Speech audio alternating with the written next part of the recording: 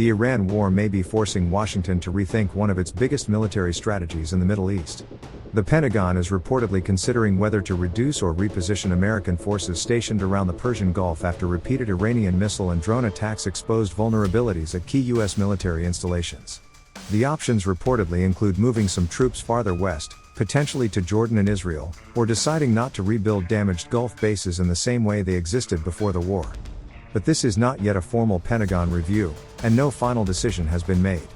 The bigger question is, after months of fighting between Iran, the United States and Israel, has Tehran managed to make the Persian Gulf too dangerous for America's traditional military footprint? And how did this war reach this point? For decades, the Persian Gulf has been central to America's military strategy in the Middle East. Thousands of U.S. troops have been stationed across the region, supported by air bases, naval facilities, missile defense systems and logistics hubs. Today, roughly 40,000 American troops are deployed across the wider Middle East, including major installations in Gulf states. Bahrain hosts the headquarters of the U.S. Navy's Fifth Fleet. Qatar is home to Al Udeid Air Base. Kuwait hosts major American military facilities. The United Arab Emirates has also hosted U.S. forces. Together, these bases give Washington the ability to rapidly project air and naval power across the Middle East. But Iran's war with the United States and Israel has challenged that entire model. According to reports, Pentagon officials are now assessing whether the United States should maintain such a large military presence so close to Iran after the conflict. The assessment could influence whether damaged bases are rebuilt exactly as before, whether some forces are shifted farther west, or whether the American footprint in the Gulf is reduced altogether. Importantly, officials have stressed that this is not yet a formal Pentagon review. Defense Secretary Pete Hegseth has not ordered such a review, and any major restructuring of U.S. forces would ultimately require President Donald Trump's approval. But the fact that Washington is even considering the question is significant, because the Iranian attacks have demonstrated something the Pentagon has long worried about: American bases in the Gulf can be within striking distance of Iranian missiles and drones.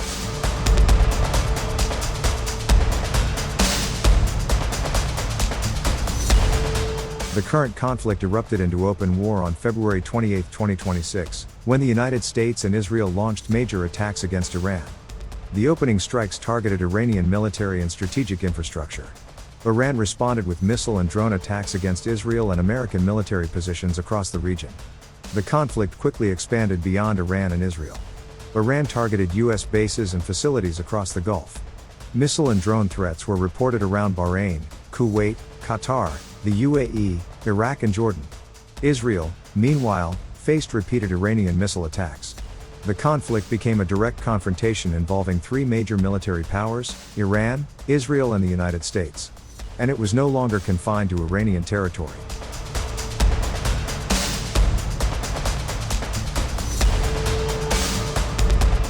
Iran's strategy was clear. If America and Israel could strike deep inside Iran, Tehran wanted to demonstrate that it could strike back across the entire region. That meant targeting U.S. military infrastructure, Israeli territory and, increasingly, maritime traffic connected to the Gulf. Iran's ballistic missiles posed the biggest conventional threat. Its drones added another layer: cheaper weapons capable of forcing the United States and its allies to spend far more on detection and interception.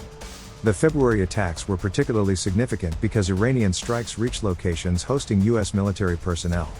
Bahrain, for example, hosts the U.S. Fifth Fleet, one of Washington's most important naval commands anywhere in the world. That transformed the Gulf from a rear area military platform into an active battlefield.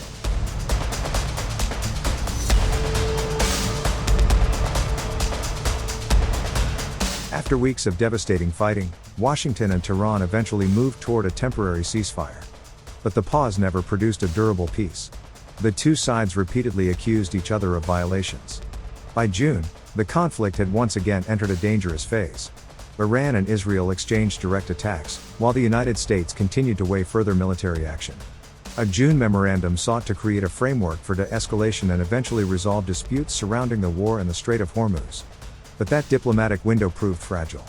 The United States and Iran continued to disagree over sanctions, military restrictions, the future of Hormuz and the terms of any lasting settlement. And then came another escalation.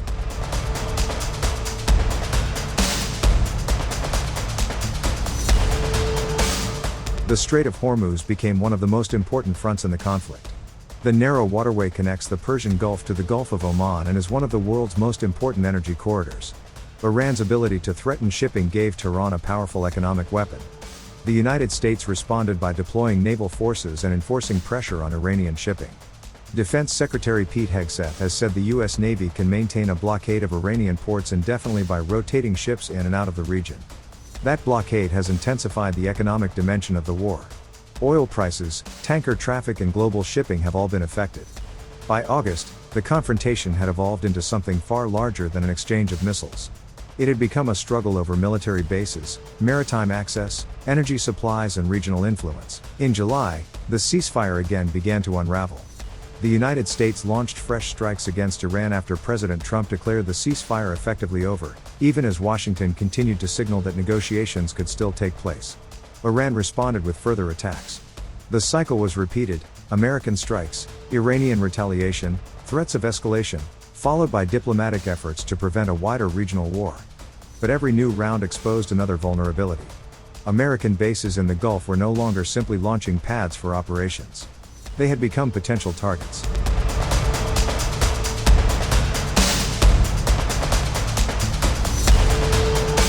For now, there is no final decision. There is no confirmed order from Defense Secretary Pete Hegseth to launch a formal review. And President Trump would have to approve any major restructuring of the U.S. military footprint. But the debate itself is a major consequence of the war. The conflict began with Washington and Jerusalem attempting to weaken Iran's military capabilities. Iran responded by proving it could threaten American and Allied positions across the region. The fighting then spread to the Gulf, the Strait of Hormuz and commercial shipping. Diplomatic efforts repeatedly produced temporary pauses, but no lasting settlement. And now, months into the war, Washington is confronting a question that could outlast the conflict itself. Should America continue placing tens of thousands of troops within Iran's missile range? If the Pentagon ultimately decides to move forces westward, disperse them across multiple locations or reduce its Gulf footprint, the consequences could extend far beyond this war. It could mark a fundamental change in America's military posture in the Middle East. For Iran, it would be presented as a strategic victory, evidence that sustained missile and drone pressure forced Washington to reconsider its regional deployment. For the United States, however, it could be framed very differently, as a deliberate effort to make American forces harder to target while preserving the ability to respond. But one thing is already clear. The Iran war has changed the strategic map of the Middle East. The Gulf bases that once symbolized American dominance are now also symbols of vulnerability. And as Washington weighs what comes next, the biggest battlefield may no longer be inside Iran. It may be the Pentagon's own map of where America chooses to fight from.